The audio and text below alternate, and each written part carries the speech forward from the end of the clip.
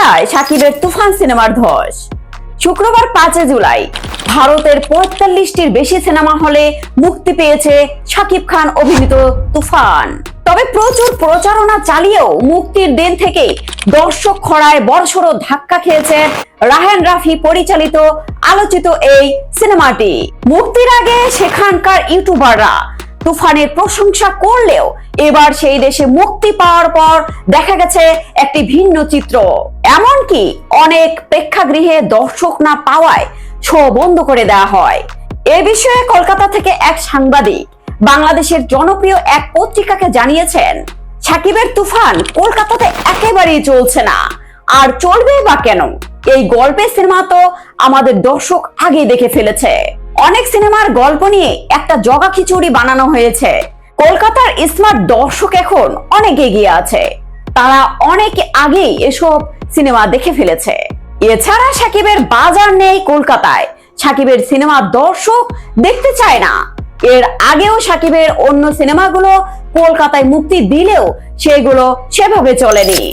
এবারও বিভিন্ন প্রেক্ষাগৃহে গিয়ে আমরা খোঁজ নিয়ে দেখেছি, সেখানে দর্শক একেবারেই নেই। তিনি আরো বলেন, বাংলাদেশের তুফান সংশ্লিষ্টরা অনেক ফাঁকা আওয়াজ তুললেও কলকাতায় তারা পুরোটাই নাকি ব্যর্থ। প্রথম 2 দিন সিনেমা হল একেবারে ফাঁকা। আমাদের দর্শকরা এখন প্রভাসের কলকি নিয়েই ব্যস্ত। পরের সপ্তাহেও আসছে হিন্দি সিনেমা, সুতরাং আগামী সপ্তাহে যে তুফান একেবারে বিলীন হয়ে যাবে সেটা স্পষ্ট এখনই বোঝা যাচ্ছে।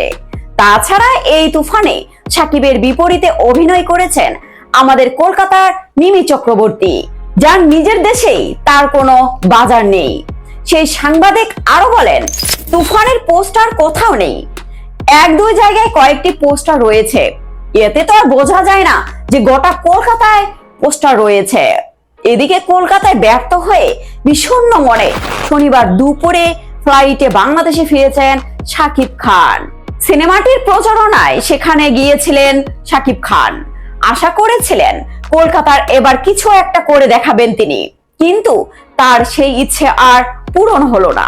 কলকাতা সিনেমা সংশ্লিষ্টরা বলছেন, কলকাতায় এত সুপারস্টার থাকতে শাকিব গিয়ে সেখানকার বাজার দখল করে নেবেন, এটা ভাবার কোনো কারণে নেই। অনেক সময় এমনও হয়েছে, মৌলিক গল্পের সিনেমা হলে দর্শক তা দেখেন, কিন্তু তুফানের গল্প নিয়েও রয়েছে নকলের অভিযোগ। তাহলে ব্যর্থ হওয়াটাই তো স্বাভাবিক। সবচেয়ে বড় কথা হচ্ছে যে এ ধরনের গল্প এখনকার দর্শকরা আগে দেখে ফেলেছেন। একজন বাংলাদেশী হিসেবে বিষয়টি আমার কাছে অত্যন্ত দুঃখজনক মনে হয়েছে। তো আপনাদের কাছে কেমন লেগেছে অবশ্যই আপনাদের মতামত কমেন্টে জানাবেন।